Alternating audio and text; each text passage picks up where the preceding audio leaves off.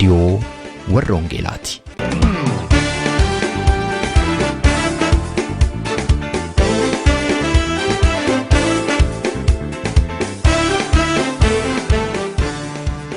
Reediyoon warra Wangeelaa tokkummaa waldoota Oromoo warra Wangeelaa Awurooppaatiin qophaa'e torbanitti si'a tokko dhaggeeffattoota biyyootii gaanfa Afrikaaf naannoo isaatiif akka lakkoofsa sa'aatii Itoophiyaatti galgala sa'aatii 12 hamma sa'aatii 12:00tti dambalii gabaabaa kiilooheerzii 15,515 yookaanis meetir baandii 19 irratti kan isin qaqqabu Tamsaasa Wangeelaati. Kun reediyoo warra Wangeelaati. Harka fuunee attam jirtu jaallatamtootaaf kabajamtoota dhaggeeffattoota reediyoo warra Wangeelaa. Reediyoon warra Wangeelaa sagantaa ishee guyyaa har'aa kunoo ammas yeroo ishee eeggattee qabattee dhiyaatteetti sagantaa keenya har'aa keessatti ergaa sagalee waaqayyoo isinii qabannee dhiyaanneerra. Ergaa sagalee waaqayyoo har'aa kan nuuf fidan lubaa Aklilu Brihanuuti. Akkuma baay'een keessan yaadattan lubni Aklilu Brihanuu kanaan duras reediyoo keenya irratti dhufanii nu tajaajiluu isaanii irrayyuu dhuga ba'iinsa isaanii nu hiranii akka turan hundumti keessan ni yaadattu jedhee nan dadha. Har'a ergaa sagalee waaqayyoo nu qabatanii dhufaniiru. Mata dureen ergaa isaanii Waaqayyo hojii isa siin jalqabe utuu Hinxumuriin Hindhiisu jedha. Hamma xumura sagantaa keenyaatti akka obsaan waliin turtan kan isin affeeru qopheessaa raadiyoo warra Wangeelaa ana Robsan Makkootii sagantaa keenya wajjin yeroo eebbaa qabaadhaan isin wajjin. Galatti namaa injibbitu namaatti fayyadamtee ngatu dibatama dhumaati kanaaf lubbuun koo si jaallate. Galatti namaa injibbitu namaatti fayyadamtee ngatu dibatama dhulumaati kanaaf lubbuun koo si jaallate. Kanaaf lubbuun koo si jaallate. Kanaaf keessi koo si jaallate. Kanaaf lubbuun koo si eeguuti. Kanaaf lubbuun koo si jaallate.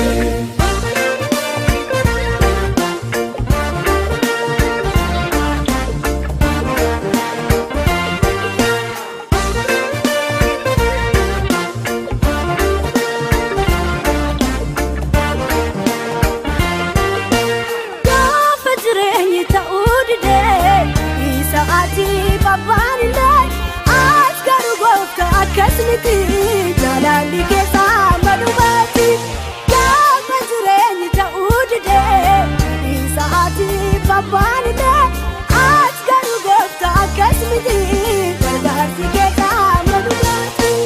Galatti namaa injibbitu namaatti fayyadamtee ngatu dibatama dhumaati kanaaf lubbuun koo si jaallate.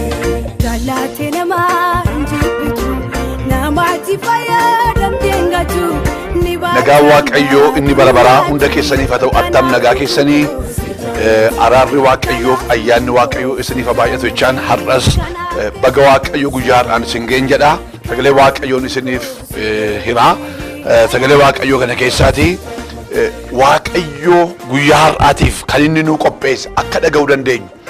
Maal naan jedha waaqayyo iddoo jirtan jirtanii lafa teessan teessanii namoonni sagalee waaqayyo dhaga'uudhaaf dheebotaa jirtan dheebuun waaqayyoo isin keessa kaa'e hafuurri waaqayyoo isin akka ga'uu danda'uuf kadhannee jalqabnaa.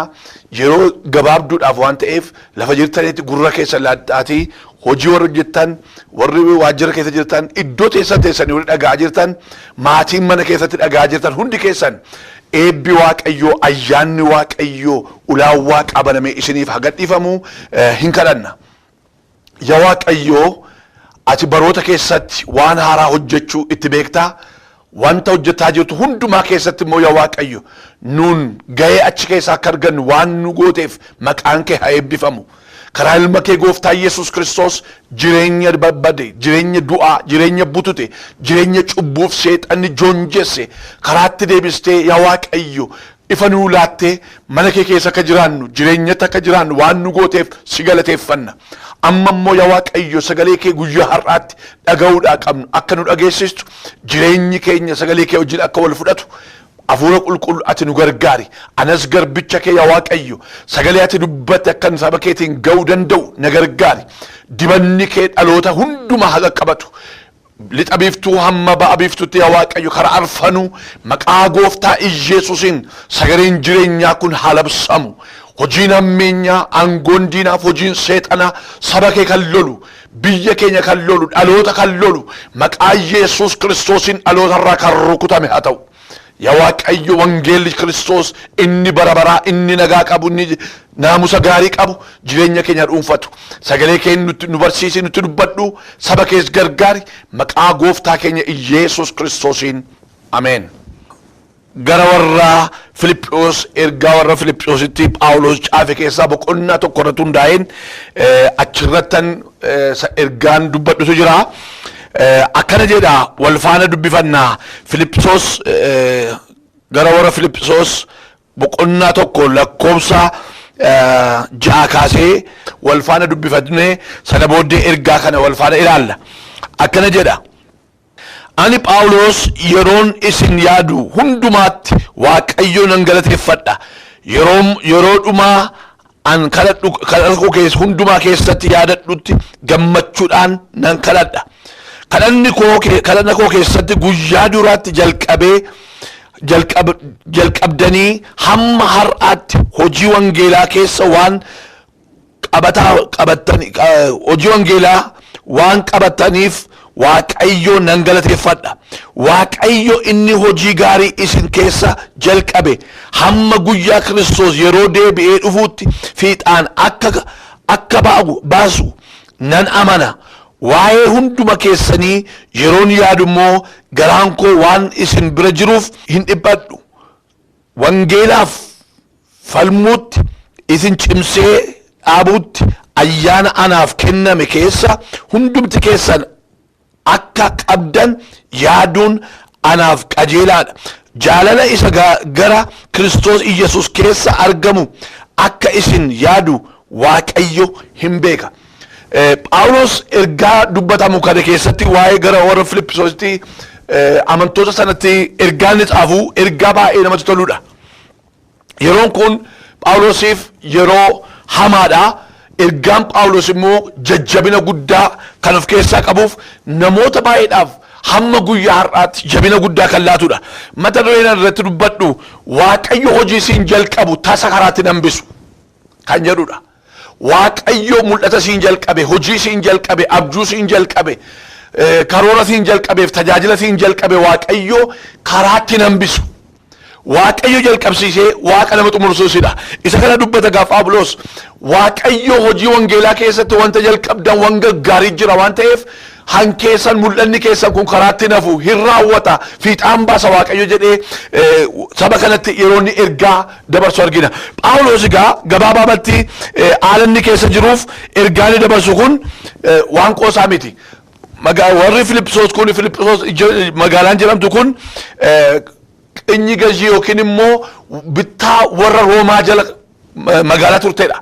Kana duwwaa miti Phaawulos achi keessa galuudhaaf yeroo baay'ee rakkataa akka ture hojii ergamootaa boqonnaa 16 irratti hin argina. Magaalattii kana keessa galuudhaaf rakkina baay'een akka isa qunnameef magaalattiin kun wanta adda addaatiin xinqolaa afuura hamaadhaan waaqeffannaa adda addaatiin magaalaa beekamtu keessaa tokkodha. Magaalonni baay'een gurguddoonni waan akkasiitiin beekamu. Haa ta'u malee Phaawulos magaalaa kana keessa galee hojii wangeelaa dubbachuudhaaf karoorfatee yeroo baay'eedhaaf hin dandeenye ture. Haa ta'u malee yeroo kana keessatti garuu Phaawulos maal dubbataa manadhaa keessa waa'ee wangeelaatiif galee caaffanni caafe keessaatii isa tokkodha kun macaafni kun waaqayyo seenaa keessatti baroota keessatti haala keessatti dinagdee keessatti siyaasa keessatti namaaf karoora baasuudhaan geggeessuudhaan namoota dura bu'uudhaan waaqayyo karaa namatti agarsiisuudhaan waaqa beekamuudha. Gatii kanaa Phaawulos manadhaa keessa taa'ee namoota bakkee jiraniif namoota ayyaana itti hidhatee waaqeffannaa adda addaatiin olii gajjooraa jiraniif akkana jedhee dubbata. Hojii wangeelaa isa jalqabdan kana waan gaariidha waan ta'eef tajaajila guddaadha waan ta'eef waaqayyo isin jalqabsiise isin xumursiise jedha. Waaqayyo jalqabee waaqa nama xumursiisudha. Bara koo keessatti kan na dhibu keessaati wanti hundumtuu jalqabee dhuman qabu. Waaqayyo jalqabe garuu hundusaa dhuma qaba.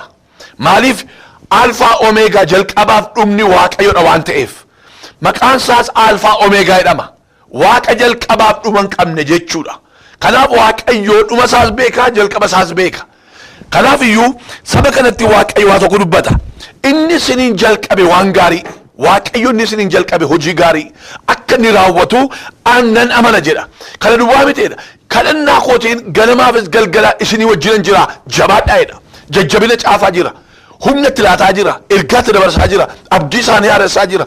Har'agaa ergaa warra Filiippisoos kun hankeenyadha. Ergaan kun har'a nuuf ta'a. Ergaan kun nutti dubbataa jiraadha. Namoonni haala adda addaa keessa teessanii wangeelli Kiristoos isin harkatti dulloome. Amantiidhaan kan dulloomtani, jireenya keessanii kan dulloomtani, jalqabdanii fixuu kan dadhabdani, humna kan dhabdani, tabba ba'uu kan dadhabdani, lagatti ce'uu, gamatti ce'uu, mul'ata waaqayyootti darbitanii deemuudhaaf kan diinni isin dhowwee taa'aa jirtan ergaan kun har'a kaasee isin adeemsa. Isin adeemsisa. Phaawulos egaa maal dubbataa jira lakkoofsa 6 irratti keessumaatii akkana jedha. Hojii gaarii isa keessatti jalqabe hamma guyyaa Kiristoos yeroo deebi'ee dhufuutti fiixaan akka ba'u nan amana. Hamma gaafa gooftaan deebi'ee dhufuuttidha. Biyya lafaa irraati hamma gaafa godaantaniitti. Hamma yookiin gooftaan Yesuus deebi'ee dhufuutti lammata deebi'ee dhufuutti kennaan tajaajilaa kun waan dhaabatu miteedha. Waan wangeelaa waan dhaabatu miteedha. Siyaasni hin dhaabu, rakkinni hin dhaabu, iyyumni hin dhaabu, qabeenyi hin dhaabu, siyaasni hin dhaabu, rasaasni dhaabuu hin danda'u. Wangeelli Kiristoos kun dhaabachuu hin danda'u. Bara baratti darbee dhufeera.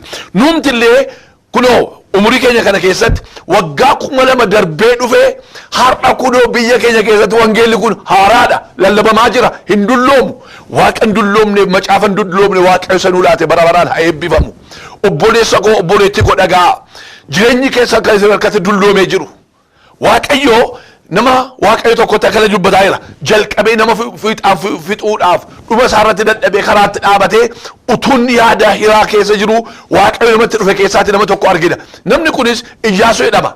Iyyaasuu boqonnaa 13 irratti ilaaltanii lakkoofsa 1 irratti waaqayyotti dhufeeti. Iyyaasuun boqonnaa 1 amma boqonnaa 13tti deemsa gaarii deema ture. Ergaa waaqayyotti dubbate, sagalee waaqayyoo qabatee isa biyya sana keessaati dhaloota saba Israa'el geggeessaatti dhufee utuma deemuu loliisa baay'ee keessa waan darbeef gara mootota gara 32 lolaa waan dhufeef loliisa keessatti humni namaa hin dadhaba, qabeenyi namaa hin dadhaba, amantiin namaas hin dadhaba. Loliisa baay'eetu itti baa'ate waan ta'eef namni kun yeroo itti dadhabee egaa anoo kana booddee jedhee yoonni itti yaadni isaa mamaa jiru keessatti waaqayyo biraan ba'e. Waaqayyo si biraan hafa har'a. Haaleluyyaa. Waaqayyo utuu ati dhaabattee gungumtu utuu ati dhaabattee yaada lamaan karaa lama irratti karaa faallaa ta'e irra dhaabattee utuu ati jirtu waaqayyo irra si bukkeedhaan ba'u. Iyyaasu bukkeen ba'e waaqayyo jedhe maal hin dulloomte Iyyaasu jedheen akkuma haasofsiisa waaqayyo. Nama waaqayyo wajjin deemu, nama waaqayyo dhaga'u, nama waaqayyo tajaajilu waaqayyo akka hiriyaatti haasofsiisa. Iyyaasu bukkee dhufee akkana jedha boqonnaa 13 lakkoofsa 1 ilaaltanii maal jedhaani Iyyaasuun hin dulloome umuriidhaatiin hin dulloome waaqayyo akkana jedhe ati hin dulloomte umuriin kees dulloomeera biyyin dhaalamne garuu ganaa baay'eedha jedheen. Basumaan ilaa dhagee obboleessa ko namoonni loliisitti baa'atu afura dullumaatu qabata. Jireenya isaaniitu of dulloomsu, yaadi nama dulloomsa, dadhabini nama dulloomsa. Loliisa keessa turuun dullumatti namatti figeesha. Dulluma jechuun dadhabbii, ilaalchaan, deemsaan, dhaga'uudhaan, fiiguudhaan, qabuudhaan. Namni dadhabe jechuun nama abdii kutataa jiru, nama taa'aa jiru, nama fuuldura isaatii karoora dhaabaa jiru jechuudha. Iyyaasuun egaa utuu deemaa dhufu utuu gaggeessaa jiru yeroo inni yaadi isaa akka ittiin qabametti waaqayyo dhufeeti dammaqse. Waaqayyo hirriba irraati har'a si dammaqsu. Obboleessa koo obboleettii koo dhagaa, dargaggootaa dhagaa, hirriba rafaa jirtan keessaa waaqayyo si dammaqsu. Biyyi keenya jijjiirama dhamtee jijjiirama keessa garuu loliisa baay'ee keessa namni hundumtuu darbaa jira. Wanta arginee hin beekne keessa darbaa jirra. Karaan waaqayyo nama gaggeessu karaa beekamu miti. Karaan beekamne nama gaggeessa. Iyyaasuudhaan Waaqayyo dhufee loliisa gurguddaa mootota 32 mo'atee ergi dhufee booddeedha kan Waaqayyo ati dulloomteetta karaan garuu baay'ee jira ganaa hojiin baay'ee jireedha. Har'a waan tokko isinitti hima.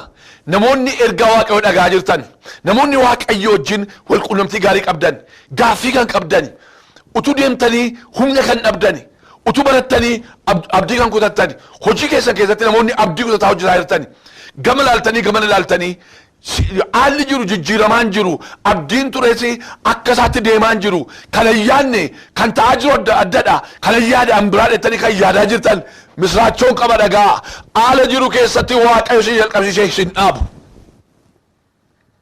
Nan dubbadharra siyaasi biyya keenyaa waan fiixaan ba'u fakkaatu. Dhaloonni kan inni eegaa jiruuf wanti ta'aa jiruuf haallaa fakkaata. Haa ta'u malee inni Waaqayyo jalqabe. Deemsi Waaqayyo jalqabe, hojii Waaqayyo jalqabe, haala jiru keessa darbee deemee fiixaan ba'a malee karaatti nafu. Ergaan kee kanadha. Obboleessa koo dhaga'i, obboleettii dhagaa, gurguddootaa dhagaa, tajaajiltootaa dhagaa, waldaa kiristaanaa dhaga'i, biyya lafaa dhaga'i. Waaqayyo hojiin nuun jalqabe fiixaan baasa karaatti nafu. Hojii nu jalqabsiise Waaqayyo. Hojii Waaqayyo ni guddaan mootummaa Waaqayyooti. Mootummaa Waaqayyo keessa maaltu jira jettanii wanta hundumtuu mootummaa Waaqayyo keessa jira. Kanaafidha gooftaa Yesuus Kiristoos barumsa inni barsiise keessatti Maatewos boqonnaa 6 yoo ilaaltanii kadhata gaafa kadhattanii yaa Waaqayyo abbaa keenya jedhaati gaafadhaa mootummaan kee haa dhufu jedhaati kadhadhaa. Mootummaa Waaqayyo kun maal yoo jettanii Kiristoos Iyyasuusiin dhuunfaatti jireenya keenya keessa galchuu jechuudha. Haaleluyyaa. Mootummaa Waaqayyo achi keessa maaltu jira? Nagaa jira, araara jira, eebba jira, milkoomatu jira. Waaqayyo karaa Kiristoos Iyyasuus mootummaa isaa achi keessa kaa'ee kan inni nuu erge mootummaan kun mootummaa nagaati, mootummaa jaalalaati, mootummaa eebbaati, mootummaa ifaati. Kanaaf namni Waaqayyo wajjin deemsa jalqabe karaatti nafu. Maaliif Waaqayyo jalqabee Waaqa xumuruudha? Egaa as keessatti Phaawulos saba wangeelaa jalqaba Phaawulosiin hojii wangeelaa akkaataa itti simatan akkaataa itti tajaajilaa turan waan beekuuf waa'ee wangeelaatiin hidhamee mana hidhaa keessa taa'eeti jaroota kanaan akkana jedha. Waaqayyo inni isiniin jalqabe akka inni xumuru nan amana jedhe. Ilaa obboleessa koo dhaga'i gaa'ela Waaqayyo isiin jalqabe hin xumurama. Hojii ati jalqabde kun xumura qaba. Beekumsi kee barumsi kee kun xumura qaba. Waaqayyo si xumursiisa. Karaatti naftu.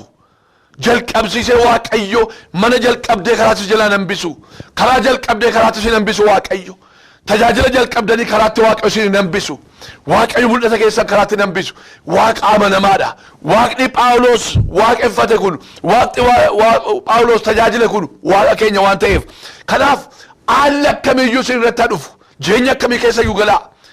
Waaqayyo jalqabee si xumursiisa. Jireenyi kee gaddaan hin xumuramu. Jireenyi kee boo'ichaan hin xumuramu. Jireenyi keessan dhabumsa duwwaadhaan hin xumuramu. Waaqayyo dabaree namaa laata. Kanaaf Phaawulos ergaan inni dubbatu keessaa inni guddaan jalqabee Waaqayyo waaqa karaatti nama hambisu miti jedha. Egaa balbalooti ciccimaan kan namni itti galuu hin dandeenye. Phaawulos gara warra Filiphos kan dhufuudhaaf masaraan ishee cimaadha. Waaqeffannaa ishee waaqeffattu baay'ee hafuura xinqolaa jedhamu kanaan magaalaa guuttee turte. Haa ta'u malee Waaqayyo ergaa inni dubbate keessaati akkana jedha. Inni jalqabe Waaqayyo dabarsee itti nu gasha. Karaatti nafnu sodaanneen dhaabannu isa holola jiru siyaasa jiruun abdiin kutatiin Waaqayyo dabarsee ergaadhaaf eebba keetti si gasha. Haaleluyyaa. Ergaan koo har'aa kanadha. Namoonni iddoo adda addaatii bilbila bilbiltanii naa kadhadhu maaloo jettanii karaa adda addaatii kadhata barbaadaa jirtan ilaa kadhataa wajjin ergaan isinii dhufaa jira. Haala keessa jirtu kun hin jijjiirame. Haala keessa jirtutti Kiristoos Iyyasuusitti mul'ata. Kana duwwaa miti seenaa kee jijjiiree isa jalqabsiise Waaqayyo hin xumura. Namni si dhowwuu danda'a. Haalli jiru si dhowwuu danda'a. Deemsi si dhowwuu danda'a. Qabeenyaa qabaachuu dhiisuu dandeessa. Isa yaadde isa karoorfatte karaa ta'uu danda'u attama godhatee hin dhaabattu. Waaqayyo jalqabee si xumursiisa. Iyyaasuudhaan egaa Waaqayyo akkana jedha achirratti ilaallus. Namni kun yeroo inni itti dhaabatee jirutti akkana jedhe Waaqayyo dhufeettiin. Iyyaasu jedhe umuriin kee ganaadha garuu dulloomtee ta'e. Dulluma sanatti argaa jira jedhe.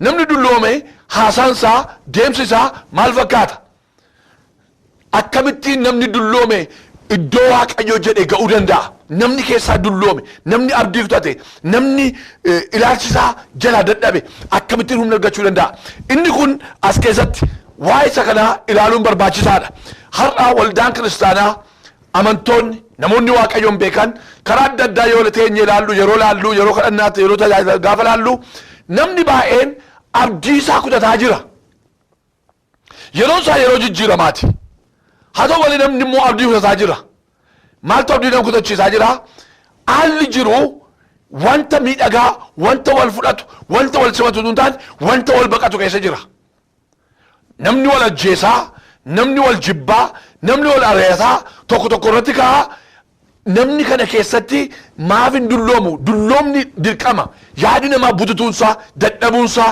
jibbi nama dadhabsiisa humna nama buusa ari'achuun abdii kutannaan hidhamuun wanta adda addaa nama quunnamuu danda'a haa ta'u malee achi kana keessatti gaa wangeelli Kiristoos kan inni addaan ba'u wanta hundumtuu sagaleen isaa cufamuu danda'a wangeelli Kiristoos sagaleen isaa ol ka'ee dubbatama yeroo akkasii keessa dhagaa Iyyaasuutti dhufee waaqayyo loliisatuuf itti baate abdii kutatte dulloomaa jirta Iyyaasu mul'anni si eegaa jiru bal'aadha deemsi fuuldura keetii baay'ee milkaa'aadha diina kee mootee dhufteetta inni hafe garuu dhaaluutu jira bara dhaaluu keessa hin dulloomin ittiin jedhe ilaa dhagaagaa namoonni baay'een kadhattaniittu faarfattaniittu waa'ee mootummaa waa'ee biyyaa waa'ee jijjiiramaa waa'ee dinagdee waa'ee siyaasaa baay'een keessan kadhattaniittu akka kadhannetti deemaa dhiisuu danda'a akka keenyatti akka waaqayyotti garuu deemaa jira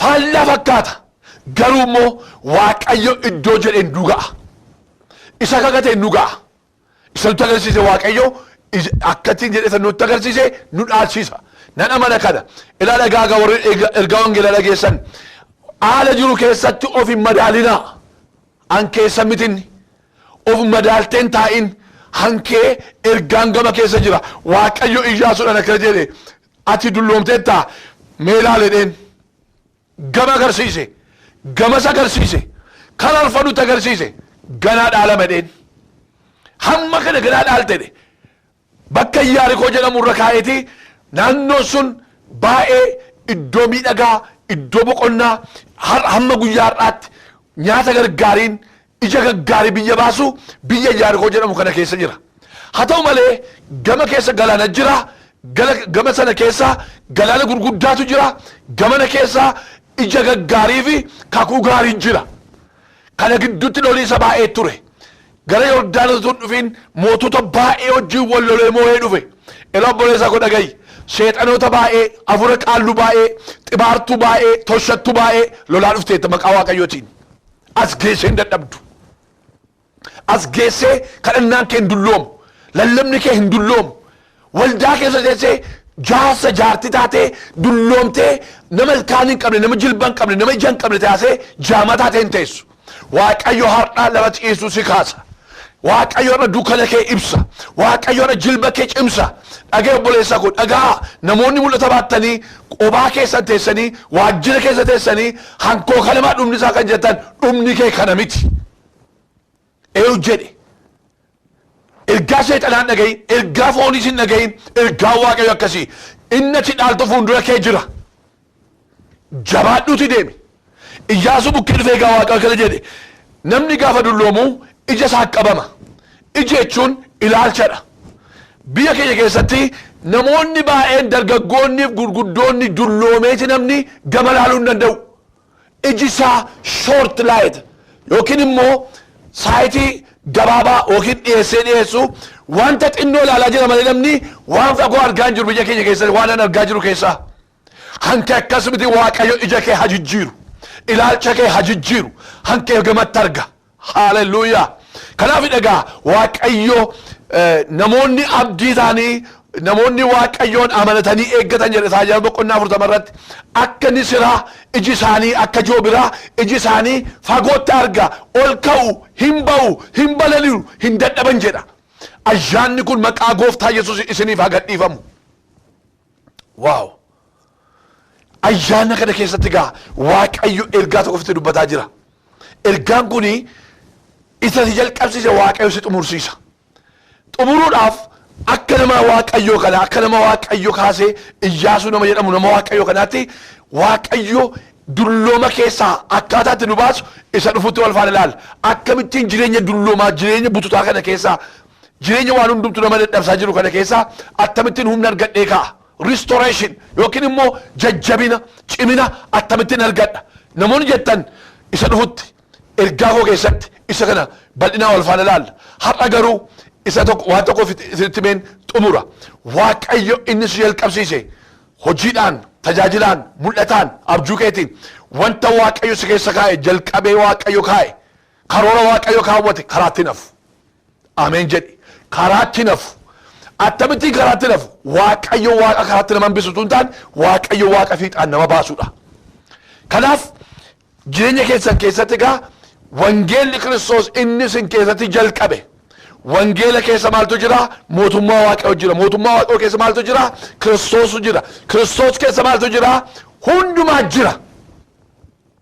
Inni kun egaa keessan keessa inni dhaabate jaalalli Kiristoos kadhannaan waaqeffannaan jabinaan deemuun waaqayyo keessatti akka inni fiixaan baasuu danda'u isiniin kadhadhaa lafa jirtanitti wal faana haa kadhannu. Yaa Waaqayyo gooftaa maqaa Yesuus Kiristoosiin galanniif ulfinni siif haa ta'u. Guyyaa har'aatti immoo yaa Waaqayyo saba keetti karaa Phaawulos warra Filiphisiyoositti ergaatti dubbatte abdiin kutatinaa waaqayyo inni isiniin wangeela jalqabe huma xumuraa hin raawwata. Ari'amuun isin hin danda'u, hidhamuun isin hin danda'u, beelli isin hin danda'u, jibbi isin hin danda'u, qobaa ta'uu isin hin danda'u. Jabaadhaa jettee yaa Waaqayyo karaa garbicha keetii ergaa saba sanatti dubbatte. Har'as immoo ergaan kun hankeenya haala adda addaa keessa haa'e sabni kee yaa Waaqayyo abdii kutachuudhaan jireenya dulloomaa jireenya dadhabinaa keessa ta'anii yaa Waaqayyo deemuu kan dadhaban, fiiguu kan dadhaban, ilaaluu kan dadhaban maqaa gooftaa Yesuus sammuu isaanii kan hiikame haa ta'u. Mul'anni isaanii fiixaan kan ba'e haa ta'u. Karoorri isaanii fiixaan kan ba'e haa ta'u.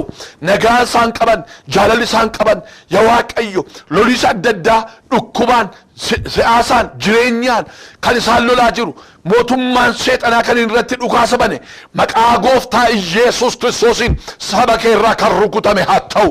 Nan kadhadha saba kanaaf lafa jireenya isaaniif hin kadhadha. Ergaan kun biyya keessaa biyya alaatti isaan qaqqabatu hidhamanii marfamanii diinaan kan lolamaa jiran mootummaan seexanaa kan isaanitti yaa Waaqayyo labsii labse maqaa gooftaa Yesuus Kiristoos siin irraa kan gaggalagale haa ta'u. Yaa Waaqayyo abbaa gooftaa keenya Yesuus Kiristoosiin inni ergite inni seenaa namaa jijjiirtu seenaa saba keetti dhaqii jijjiiri. Bukkee dhaabadhu akka yaa Waaqayyo akkuma Iyyaasuudhaan maaliin dulloomte jette akkuma dammaqsite lafa isaan taa'anitti dhaqee waajjira kee fedhe isaan dammaqsi. Yaa Waaqayyo lafa isaan jiranitti waajjira isaanii keessatti iddoo qonnaatti iddoo barumsaatti iddoo hojii isaaniitti maqaa Yesuus Kiristoosiin dammaqni guddaan isaaniif haa gadhiifamu. Waan kana gootuuf si haa galatu. Saba kee yaa Waaqayyo harka keetiin qabi geggeessi. Hin ce'u warra ce'uudhaa qaban isaan ceesisi. Warra ba'uudhaa qaban isaan baasi. Warra yaa Waaqayyo harkaa ba'uudhaa malan maqaa Kiristoosiin kiyyoo seexanaa keessaa harkaa baasee faarfachiisuun yaa Waaqayyo ayyaanaaf surraa kee keessatti isaaniif haa baay'atu. Waan kana gootuuf si haa galatu maqaa Yesuusiin ameen. Kallattii namaa hin jibbitu namaatti fayyadamtee hin gattu dhibaatamaa dhumaatti kanaaf lubbuun koo si jaallatti. Kallattii namaa hin jibbitu namaatti fayyadamtee hin gattu dhibaatamaa dhulumaatti kanaaf lubbuun koo si jaallatti. Kanaaf lubbuun koo si jaallatti. Kanaaf keessi koo si jaallatti. Kanaaf lubbuun koo si eegutti. Kanaaf lubbuun koo si jaallatti. Dhaggeeffattoota keenya sagantaa keenya irratti akka eebbifamtan abdii qabna. Waa'ee sagantaa keenya gaaffii yookaan yaada yoo qabaattaniif karaa teessoo xalayaa keenya rwlanks13 Oslo Norway jedhaatiin nu barreessaa. Yookaanis karaa iimeela keenya raadiyoowarrawangeelaa@gmail.com jechuudhaan nu qunnamaa. Torbee sagantaa biraatiin hamma walitti deebinutti nagaa Waaqayyootiin tura.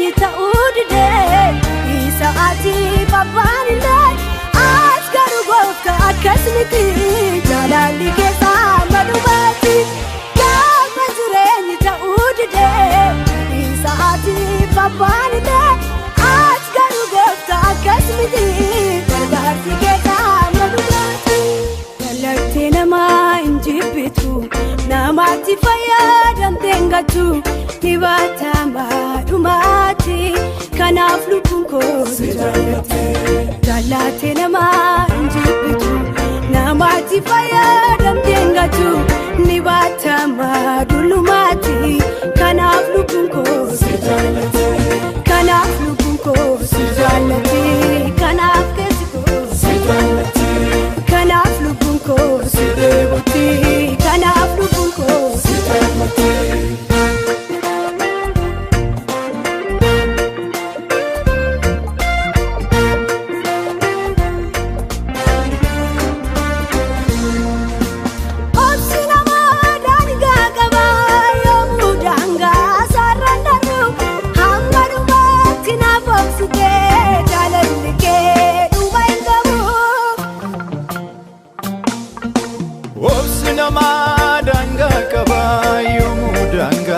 Sarrenderu hammadumaatti naaf lubsitee jaalalli kee dhumangu. Obsi namaa daangaa qabaami yoomuu daangaa sarrenderu hammadumaatti naaf lubsitee jaalalli kee dhumangu. Jaalala dhugaane jaallatee ofi keelaatee naaf ibsitee sirraa daba'uu hin danda'u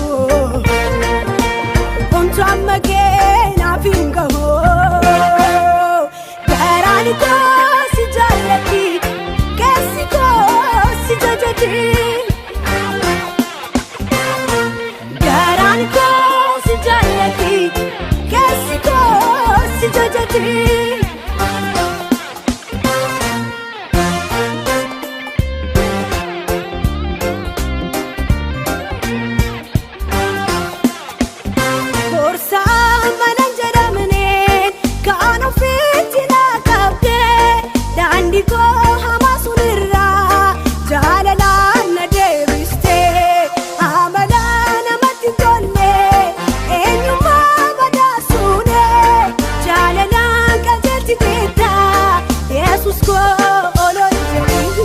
Jesus ko ololi jadi korsa manan jadamne kaano fitina kapte dandi ko